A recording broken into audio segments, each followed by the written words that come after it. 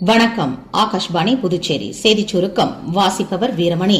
தென்னாப்பிரிக்காவின் ஜோகன்ஸ்பர்கில் நடைபெற்று வரும் G20 உச்சி மாநாடு இன்றுடன் நிறைவடைகிறது. அனைவருக்கும் நியாயமான எதிர்காலம், முக்கியமான கனிமங்கள், கண்ணியமான வேலை மற்றும் செயற்கை நுண்ணறிவு என்ற கருப்பொருளில் இன்று நடைபெறவுள்ள உச்சி மாநாட்டின் 3வது அமர்வில் பிரதமர் திரு நரேந்திர மோடி பங்கேற்க உள்ளார். ஆப்பிரிக்க மண்ணில் முதல் முறையாக நடத்தப்படும் G20 உச்சி மாநாட்டில் பங்கேற்க கடந்த வெள்ளிக்கிழமை 3 நாள் பயணமாக பிரதமர் திரு மோடி தென்னாப்பிரிக்கா சென்றுள்ளது குறிப்பிடத்தக்கது. பிரதமர் திரு நரேந்திர மோடியின் 128வது மன் கி பாத் எனும் மனதின் குரல் நிகழ்ச்சி வரும் 30ஆம் தேதி ஞாயிற்றுக்கிழமை காலை 11 மணிக்கு ஆகாஷ்வாணி மற்றும் தூர்தர்ஷன் தொலைக்காட்சியின் அனைத்து அலைவரிசைகளிலும் ஒலிபரப்பாக உள்ளது.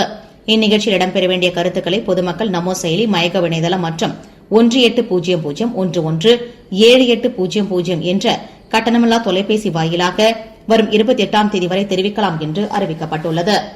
ஒரே பாரதம் உன்னத பாரதம் என்ற உணர்வை பிரதிபலிக்கும் வகையிலும் தமிழ்நாட்டிற்கும் காசிக்கும் இடையிலான ஆழமான நாகரிக தொடர்புகளை கொண்டாடும் வகையிலும் டிசம்பர் மாதம் 2ஆம் தேதி முதல் காசி தமிழ்ச் சங்கமத்தின் 4ஆம் கட்டம் தொடங்குவதற்கான ஏற்பாடுகளை மத்திய கல்வி அமைச்சகம் செய்துள்ளது.